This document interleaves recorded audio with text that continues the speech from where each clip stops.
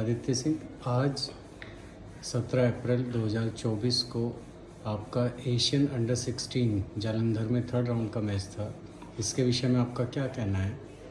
हाँ जी, मैं ये कहना चाहूँगा, ये जो मैंने मैच खेला आज, ये मेरा 100% था। लाइक जो मैं 7 महीने बाद ऐसे कम्पिटिटिव मैचेस खेल रहा हूँ, तो मैं इसको अपना 100% कहूँगा, क्योंकि जो मैंने आज फील ली है सारी, चाहे टेक्निकली हो, टैक्टिकली हो, मेंटली हो, तो मैंने देखा ये मेरा 100% है। मैंने इससे आगे जाने की कोशिश करी तो कहीं ना कहीं चीज़ें गलत हो रही थी।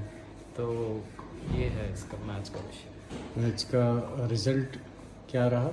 रिज़ल्ट मैं 6-2-6 हारा हूँ। रिज़ल्ट अच्छे नहीं कहेंगे, हम स्कोर पे अगर जाते हैं। तो इसमें क्या आप चीज़ें समझते हो कि क्या अच्छी रही? आपने क्या चीज़ सोची जो एग्जीक्यूट कर पाए? क्या चीज़ आपकी अच्छी थी? मेन चीज़ मैं बोलूँगा मेरा बैक हैंड। मैं जिस पे सबसे ज़्यादा अंडर कॉन्फिडेंस रहता था, मेरा बैक हैंड्स में बहुत सुपर रहा। बैक हैंड पे बेहद कम एरर थी। वो मेरे को बैक हैंड पे टारगेट कर रहा था, लेकिन मैंने सारे क्रॉस मारे, सारे मैंने टैक्टिकली एकदम परफेक्ट बैक हैंड मार रहा था। और मेरी फर्स्ट सर्व भी आज अच्छी थी।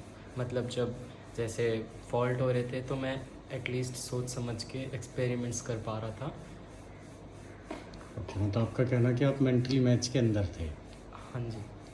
तो जैसे आप शुरुआत में देखिए, फर्स्ट गेम ही आप 40-30 अप हो गए थे, वहीं से वो फर्स्ट गेम आपका चला गया। उसी में 2 डबल फॉल्ट मार दिया आपने। तो स्टार्टिंग ही डबल फॉल्ट से हुई, फिर एक और डबल फॉल्ट मार दिया।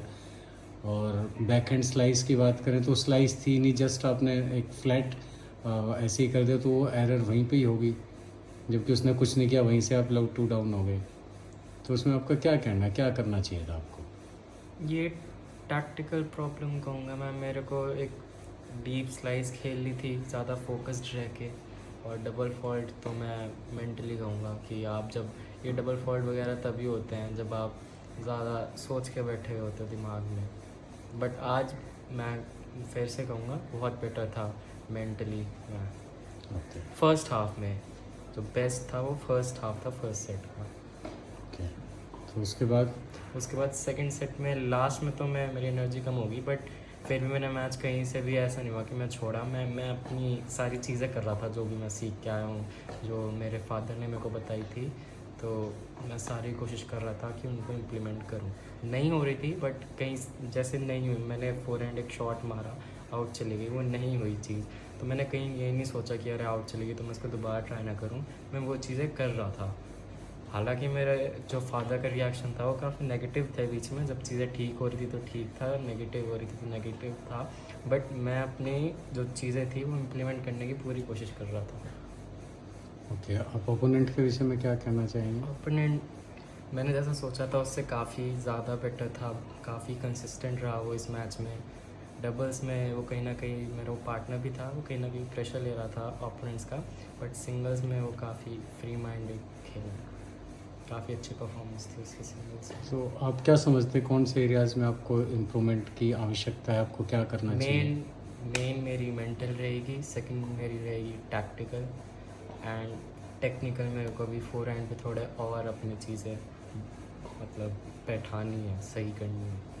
बेशक आप कह रहे हो फोरहैंड आपका अच्छा चला, ये बिल्कुल सही बात है कि पास्ट में जैसा आप खेलते थे उससे अच्छा चला, बट स्टिल बॉडी वेट आपका बैक साइड में है। हाँ, मैं बॉडी वेट इसको आगे नहीं जा रहा है आपका। मैं इसको ऐसे भी कहना चाहूँगा टेक्निकल है। कि 7 महीने जैसे हो चुके हैं, तो इस बार जब मैंने मैचेस तीनों खेले हैं तो बहुत ही डिफरेंट फील थी एकदम। तो मेरे को अब चीज़ें समझ आ रही हैं कि हाँ भाई, जैसे मैं पहले सोचता था कि यही मेरा गेम है, क्या मैं क्यों कुछ नहीं कर पा रहा।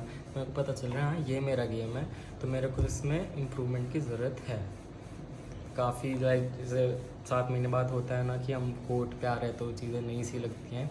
तो मैच में जैसे मेरे को बाहर निकाल रहा था और वापस फिर वहाँ से अंदर आके अच्छे विनर मार रहा था, तो उस पर मैं अच्छे से अप्रोच नहीं कर पा रहा था। और ड्रॉप पे भी अच्छे से पहुँच नहीं पा रहा था, जहाँ पे मैं अच्छा खासा शॉट ले सकता था, लेकिन मैं स्लाइस के फॉर्म में पहुँचा हूँ। तो था ये। मतलब मूवमेंट्स जो है फास्ट नहीं थी। हाँ, मूवमेंट्स स्मूथ एंड फास्ट होनी हाँ चाहिए। स्मूथ नहीं थी। मतलब हैवी थी, मूवमेंट थोड़ी हैवी थी, लाइट नहीं थी। बाहर से देखने से तो बिल्कुल लगेगा कि ये प्लेयर क्या कर रहा है, ये क्यों नहीं कर रहा, बट वो मेरा 100% था। बट मूवमेंट्स जो है, मूवमेंट्स पे काम करने की आवश्यकता है। हाँ। ओके, तो आप मतलब समराइज अगर करें तो आगे किन किन चीज़ों पे आप ज़्यादा काम करना चाहेंगे? मेंटल, टैक्टिकल, एजिलिटी, मूवमेंट्स, बहुत सारी चीज़ें आ जाएंगी, रिएक्शंस भी आ जाएंगे। रिफ्लेक्शंस में। हाँ, चलो, अब अगले मैच के लिए all the best. Thank you.